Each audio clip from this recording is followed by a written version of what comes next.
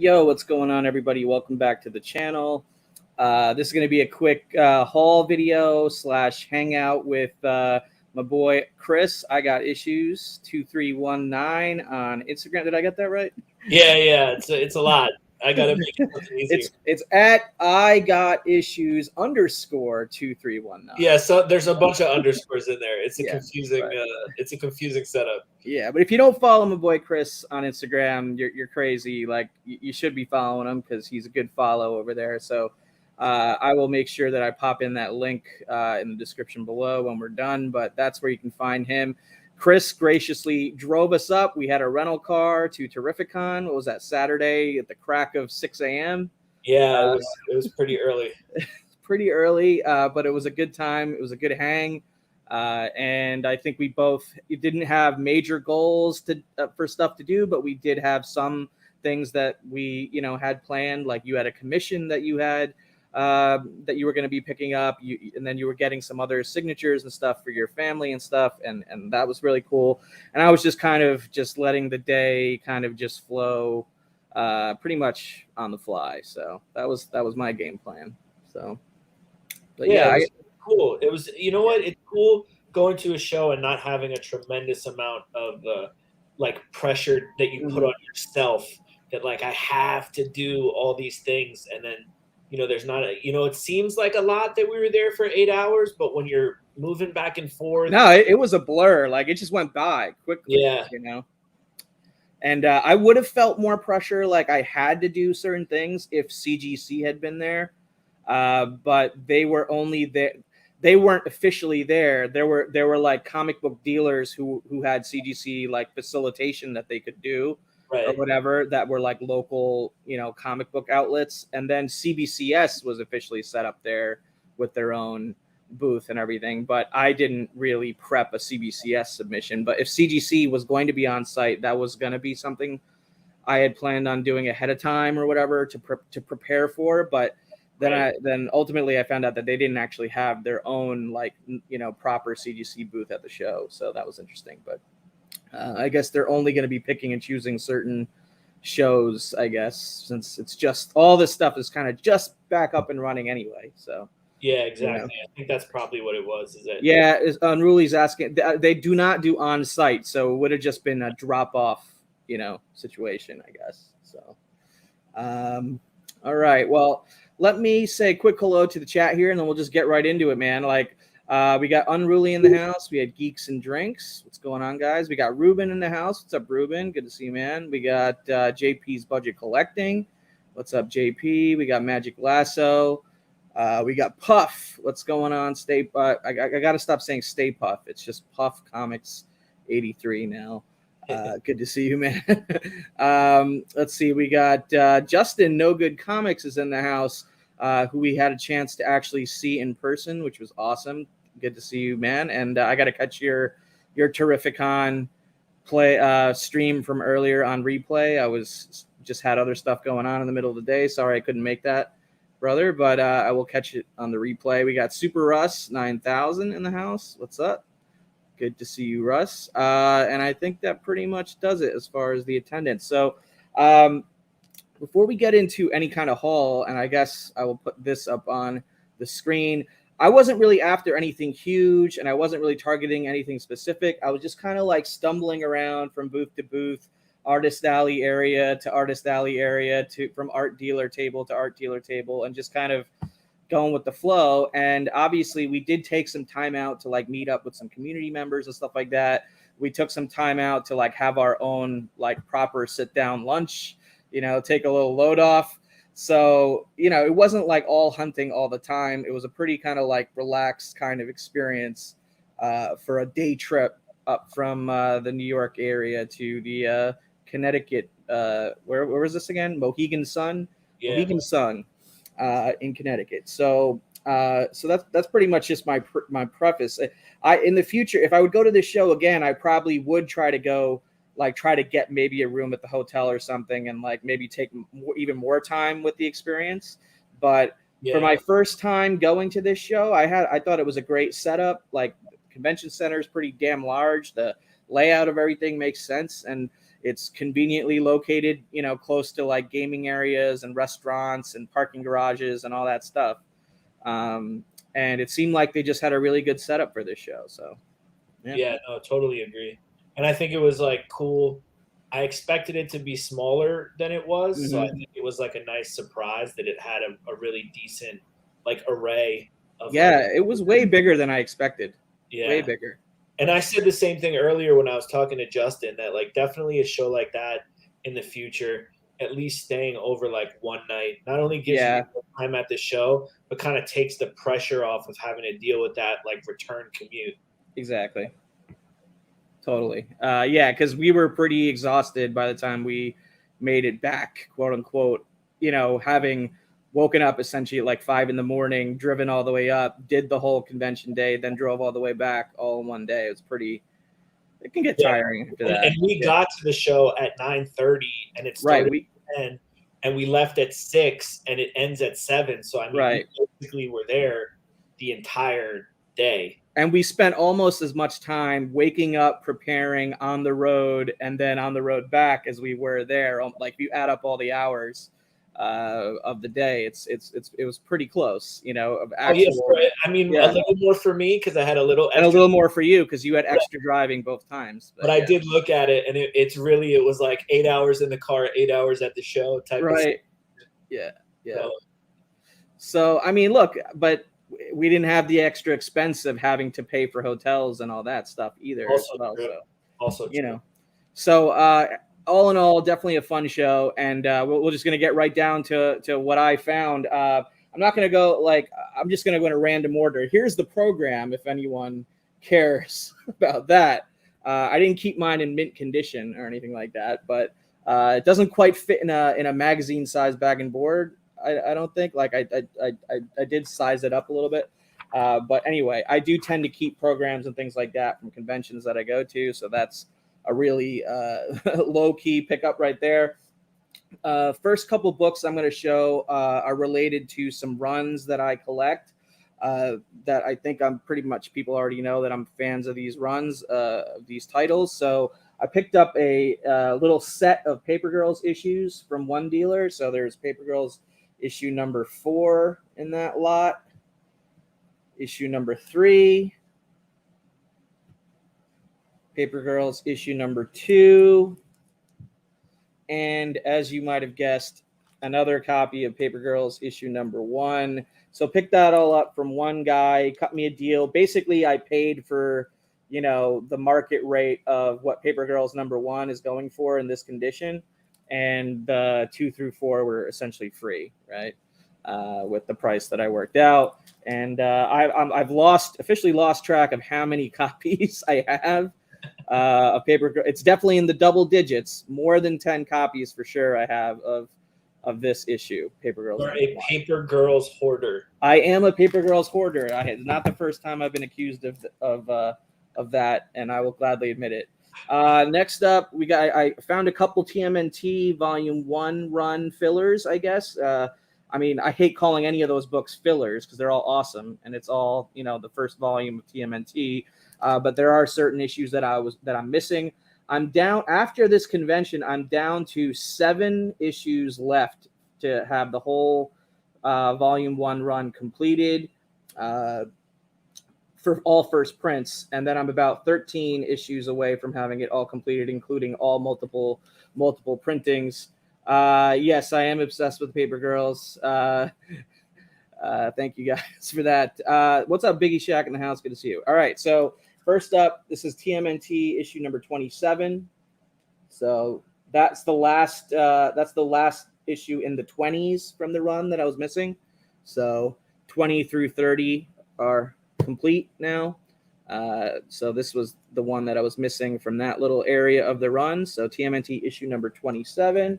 And then the other TMNT back issue that I picked up was this TMNT issue number 7. This is the actual, hold on, I got my phone. All right, there we go. So this is issue number 7, but it is the second print. So this one, I almost never run into this one. Pretty low print run for the second print of issue number 7. So this is I don't really feel like I need every single multiple printing, but issue 7 only has only 2 printings, the regular, first print and then this second print cover. So I'm happy to have found this one. There's only a few second prints I'm missing in the run, and this was one of them. So those were the 2 TMNT volume number 1 pickups. Hey, what's up? John's Comics with Kid is in the house. Let me find his comment. What's going on? Good to see you, John. So yeah, pretty happy to have found some more TMNT Volume 1 run books to fill out the run, which I'm getting closer to. Hopefully, maybe by the end of the year, maybe sometime next year, I will, totally finish that run. Next, we're getting into some like minor keys and variants and things like that, just some lower key pickups. And Amazing Spider-Man 602 was one of those kind of nice covers. This is a Adi Granoff cover of Mary Jane, obviously on a Spider-Man branded scooter, I guess. But yeah, really nice Mary Jane legs cover, if you will, by Adi Granoff. I dig that one. So I think that was the A cover direct edition for that particular issue, not the variant or anything like that. But great Adi Granoff MJ cover right there. Picked up this. This is Star Wars: The Force Awakens #1. This is the A cover. Now, I had some of the variants of this already in the collection, but actually never had the A cover. And I think this is a pretty underrated modern Star Wars key. It's the first appearance of Rey, first appearance of Kylo Ren, first appearance of Finn, first appearance of Hux, first appearance of Phasma. So a lot of like the modern Star Wars, big characters from that are in this. And you can still get this pretty cheap, like close to cover price or slightly over cover price. So for a modern Star Wars key that has that many first appearances in it, I think it's still underrated. And I think it could be a book that could grow in value down the line, especially as a lot of the younger kids who watch those newer Star Wars movies now, like 10, 15 years from now, they get older and whatnot. I think this book has potential, and it's still pretty much a cover price or close to cover price book. So grabbed a nice copy of that for the collection. Next up, we have this Sandman, Neil Gaiman Sandman back issue. This is the Sandman issue number 20. So this is the first solo death story. The name of the story is Facade, penciled by Colleen Doran, of course, written by Neil Gaiman. So a minor death key, I guess, within Sandman. First solo death story right there. So Sandman issue number 20. Another first appearance, or like modern first appearance, I picked up this copy of X-Force 11. So that's the first appearance of Domino, and it's the newsstand copy, actually. So this is definitely probably something I will send in to get graded. It's a nice copy of this, a newsstand copy of the first appearance of Domino. For all you Rob Liefeld fans out there, I know you're a big one, Chris. My favorite. Your favorite guy. I found this. This was pretty interesting. So this is RoboCop #1, Frank Miller RoboCop, but this is the Robo Steel copy version that was limited to 2,000 copies. Definitely a 9.8. I inspected, every little angle and corner of this book. So this is I guess a more rare copy version of this RoboCop #1 from the Frank Miller RoboCop run with a Frank Miller cover. So very cool. Yeah, I like that a lot. Like, I like getting like one shiny book if I can, one kind of like throwback book. And between the first appearance of Domino and this, I think I got some nice 90s love here in this haul. Sure. Yep. So that was a cool Frank Miller RoboCop, and then a little bit of love for the king here, Jack Kirby, Machine Man #1. Picked up a nice copy of this. So not the first appearance of Machine Man. That was in the 2001 Space Odyssey book, obviously, but this is first in his own title, and a classic Jack Kirby cover. Oh, yeah. So had to get a little bit of Kirby into this haul. And then this is probably the, I guess, I mean, you could argue that this is the biggest book. I mean, this is the second to last book, and the last book is like a cheap '90s $20 slab. Spoiler alert. I was going to show the slab first because it's like such a throwaway kind of pickup, but I'll show it last. All good. So this is Justice League of America, issue number 64, with a really awesome Dick Dillon cover. Now, what makes this book a key is it's the origin and first appearance of Red Tornado, which is a character that I really enjoy in the Young Justice cartoon show on HBO Max. But yeah, I mean, I guess technically you could call it the first appearance of the Silver Age Red Tornado, because the Red Tornado was a character in the Golden Age, but he was not called the Red Tornado. So he was not actually ever called the Red Tornado until this, and this is the return of the character, and it's a different version of the character. So really, for all intents and purposes, this is the origin and first appearance of the Red Tornado. He was called like the something Typhoon or something like that in the Golden Age, and it was a totally different character. But so yeah, definitely an awesome Silver Age Justice League issue right here with the origin and first appearance of Red Tornado. What's going on? Sam I Am Comics is in the house. Good to see you, man. Hope you're doing well.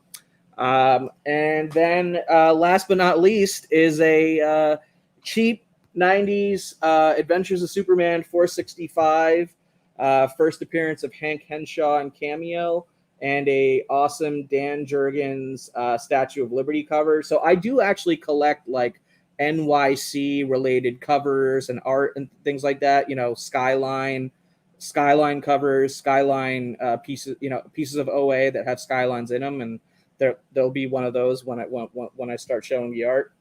But I picked this up. This is a 9/4 white pages, first Hank Henshaw and cameo. So I picked this up for less than the cost of slabbing from Simon Comics for $20. So I think he just wanted to get rid of it, like for space reasons or something. I don't know why he brought it to the convention, but I picked up some prints from Jesse, and then he was like, "Hey, you want this for $20?" I was like, "Okay, it's like the cost of slabbing." So I'll enjoy it for $20, like for X amount of time, but then I'll probably use it in like a giveaway or something like that at some point. Maybe we'll see. It is a Statue of Liberty cover, and that is something that I do collect though. So NYC related images and comics. So yeah, I mean, I don't know if I really need to recap that, but that's it on the comic book front. Then I'll get to the prints and the art, but like in reverse order, we have the Superman Adventures of Superman 465, 9.4 white pages. We got the Justice League of America 64, first Red Tornado. We got the Machine Man #1, first Machine Man in his own title. We got the Frank Miller RoboCop #1, the Robo Steel edition, limited to 2,000 copies. We have the X-Force #11, first appearance of Domino, newsstand copy. We got Sandman issue #20, the first solo story for Death. We have Star Wars The Force Awakens #1, first appearance of Rey, Kylo Ren, General Hux, Captain Phasma, and Finn. So a lot of first appearances for Star Wars characters in that issue. We have this awesome Adi Granoff ASM cover right here for Amazing Spider-Man issue 602. Then we have some TMNT Volume 1 pickups. We have issue number 27 and issue number 7 second print cover. And then we had a 4-issue run of Paper Girls issues, issue number 4, number 3, number 2, and another copy of number 1. So yeah, that is my comic book haul for Terrificon 2021. Like I said, nothing insane, but some pretty cool like covers and minor first appearances, and arguably one Silver Age key there with the Justice League issue and everything. So that's pretty much it on the comic book front. Like nothing, like I said, nothing out of control, crazy or anything like that, but everything within reasonable prices and stuff that I collect across the board. So that's it on the comic book front. Any comments? I mean, you saw all those already, I think, from the show, but you're on mute. Sorry. I always turn it off when someone else is talking. All good. I saw them all except for the RoboCop, so that was cool. Oh, okay. I didn't see. I got it. I didn't see it, and so right. That's a cool one, man. It's a cool one, right? Like, I've never seen that before at any show ever in a box. Like, I was just like, really? This is in a box? Yeah, just like regular. I didn't even know it existed. So I mean, that's really cool. And I knew it existed, but I had literally never seen it in person before. So I don't know. Happy to have found that one for sure.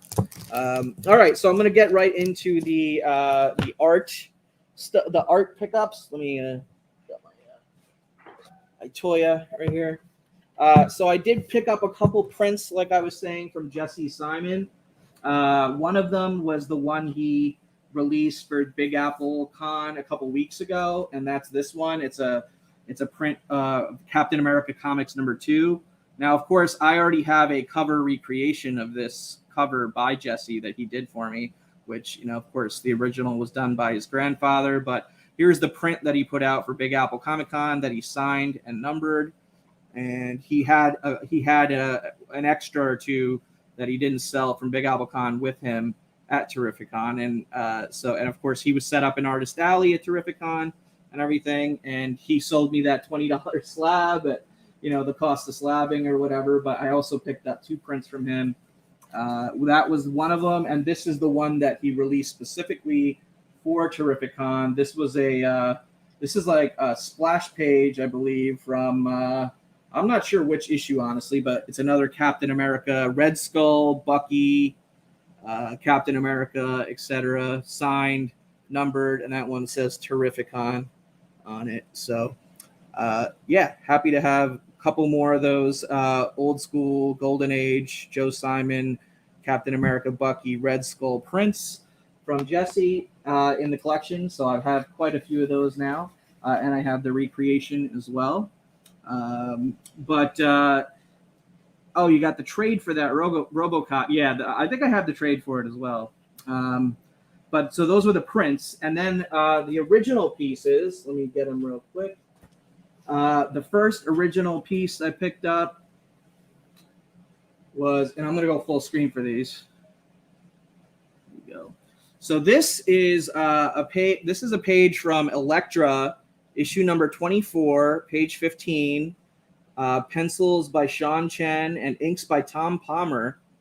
And as you can see, she's actually in the top right panel, and then in the bottom right panel, you could actually see the back of her leg / the back of her costume as she runs out of the scene, or whatever. But yeah, pretty awesome Sean Chen page inked by Tom Palmer, and just like most Sean Chen artwork, lots of prelim pencil work on the back, and just really cool Palmer inks on this one. And I only paid $35 for this one.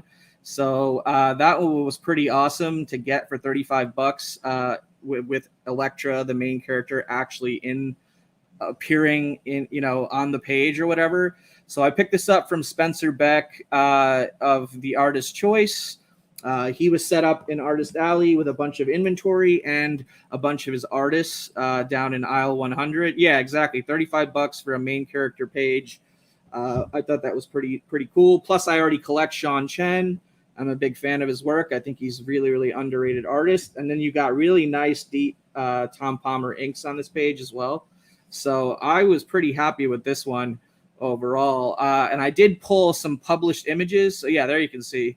That's the actual page. Like she says boo in that top panel to like scare the guy, and then she's kind of like on the run from there once they realize, because she's like infiltrating this like facility or whatever in this issue. But yeah, man, I'm pretty happy with that. I've definitely been Elektra obsessed as of late, per Sam's comment. But yeah, man, to just run into this in like essentially he had like short boxes of like raw OA pages that you could browse through, which I'd never seen that before at a show. Browsing through OA, like it was unbagged and boarded, not in a portfolio, just like raw OA page after raw OA page that you could just like cycle through like you were flipping through a long box, but it was original comic art pages. So I'd never actually seen an art dealer with that kind of setup before at a con, but that's how I found all 4 pages that I ended up picking up. The next 3 were all Ron Garney pages, which I then subsequently had him sign. So this is from Justice League of America, JLA, issue 110. So penciled by Ron Garney and inked by Dan Green. So as you can see earlier, you have Superman with a awesome Manhattan, New York City skyline. And it is actually Manhattan. I checked in the published issue. It's not like Metropolis or, one of the DC universe specific cities, but you got Superman, you got a Manhattan skyline, and then you got Flash in multiple panels right here. And then I had him sign right there at the bottom, Ron Garney. So there you go. There's the inked page by Ron Garney that I picked up from him. Yeah, that top panel just has a lot of different things that I really, really love, all on one page, all in that top panel. And then I will pull up the published image right there so you can see kind of a side-by-side comparison, or maybe you can see it over there a little bit better. But yeah, so right in that top panel in the published version, it says Manhattan right there. So pretty sweet pickup for me right here on this JLA. Yeah, the city, the skyline is just really, really sharp. Really sharp looking skyline on that. So yeah, one more look at the page by itself. It is a good looking Superman page, man. I like it. I like just the silhouette on it and the Manhattan skyline, of course. So yeah, I don't know. Hopefully you guys were able to see that. Sorry I don't have scans of the actual artwork just yet. Haven't attempted scans on these yet.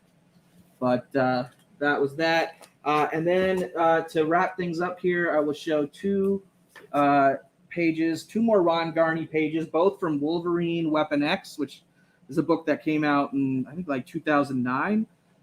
Which book is what from, Ruben? The JLA? That was JLA 110 from I think it came out in like 2003 or something like that, or 2005.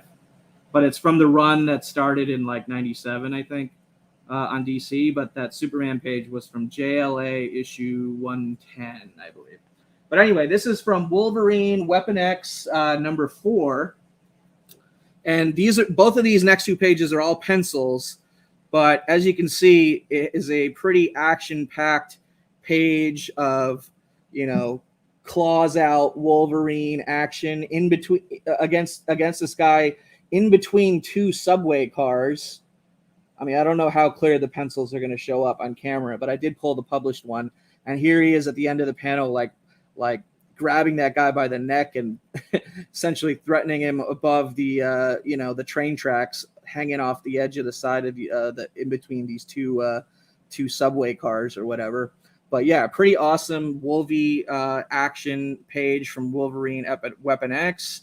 And let me see, I think I have the page. Yeah, there's the page and how it's published. And I did confirm with both Ron and Spencer that there was no inker on this, that they went, that it was taken in straight from the pencils and then colored digitally to print the comic. There was no blue line ink accompaniment. So all the art is Ron Garney and then the colorist. They don't show up as nicely on camera, but in person, the pencils do look freaking awesome. If I had a scan, it might show a little bit easier, but I do not have a scan, so apologies on that. But you do see the published version there, and I think you could kind of figure out the OA page based on that. But let me take that off and just give you one more look at the page, the pencils. All right, so that was that one. And then the final pickup was another Weapon X page from Ron Garney. This one was from issue number 2, and it is a splash page of Wolverine being surrounded by other claws out Weapon X fools. I need to read this issue because this scene looks awesome. And I'm really happy to have been able to grab this while it was still sitting there.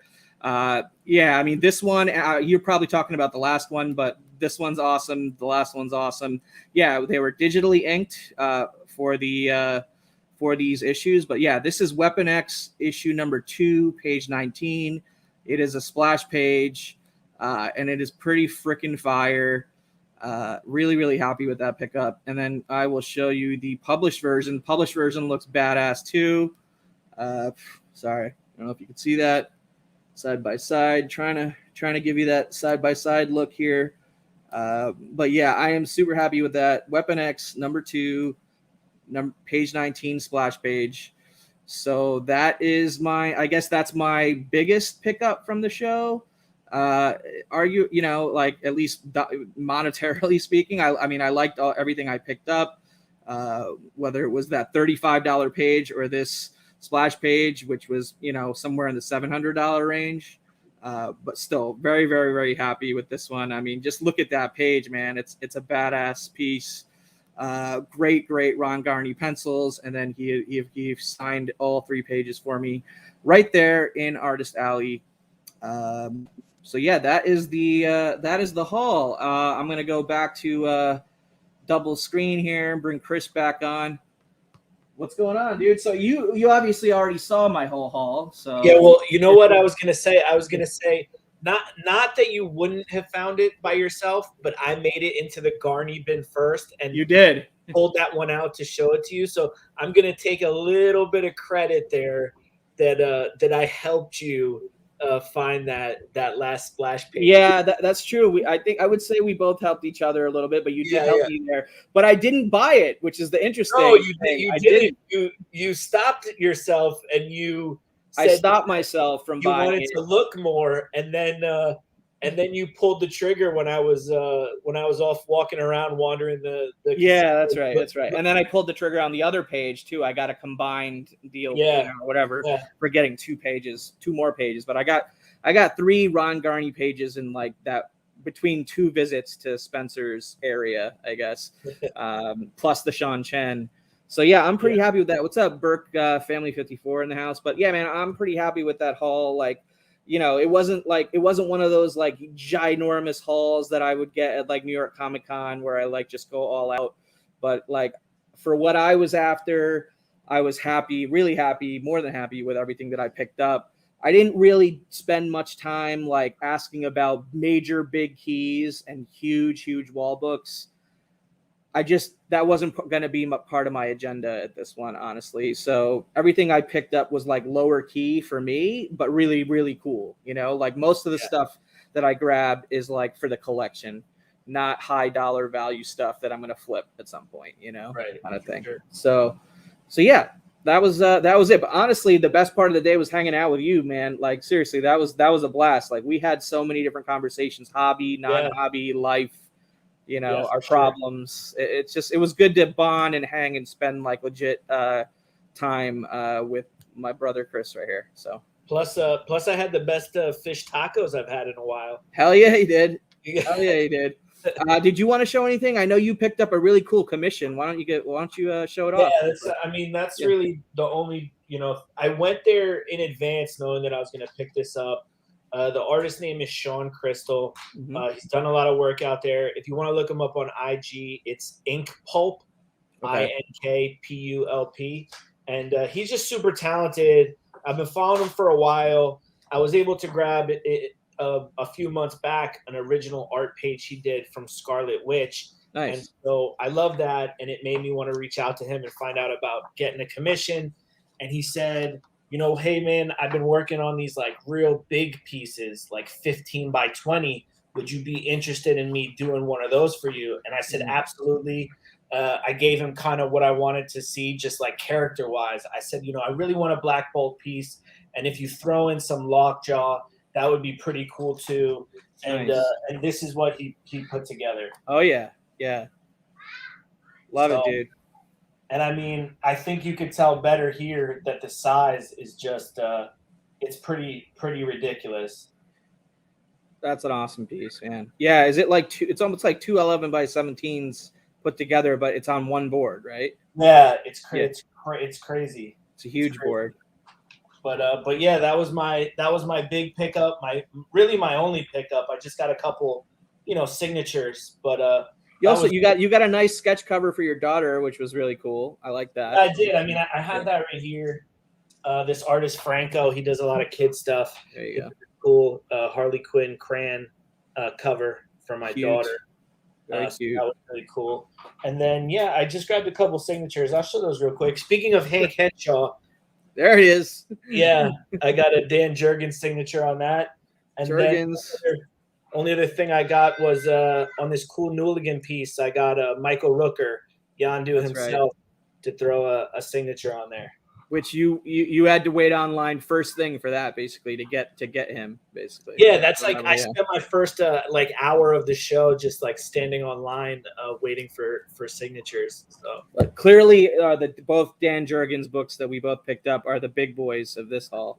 Oh yeah, for sure. It's people wait their whole lives to pick up those two books. I should have cracked this out and had CBCS yellow label it for me right there. With you know what? It would have been worth it. Would have made the value more than the worth of slabbing, more than the cost of slabbing.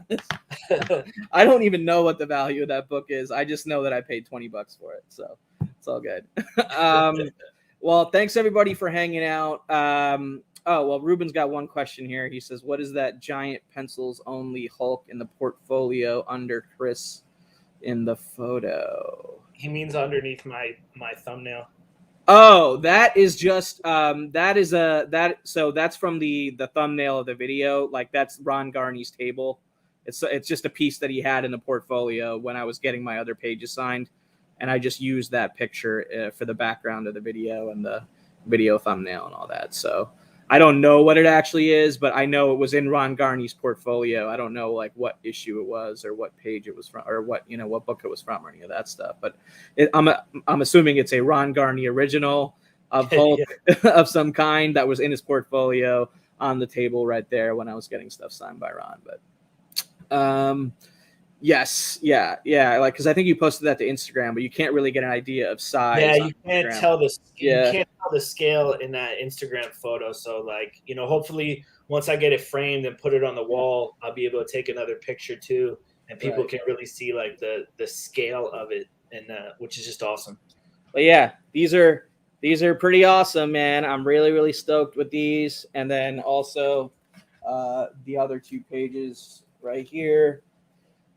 So yeah, the 408 page is probably the highlight for my haul, but then some pretty cool low key comic pickups as well. So I can't complain. It was a good hang, good times, a good opportunity to say what's up to some other community members as well, and just a fun day in general, man. I'm gonna remember it for a while, and I'm really glad the two of us did it, and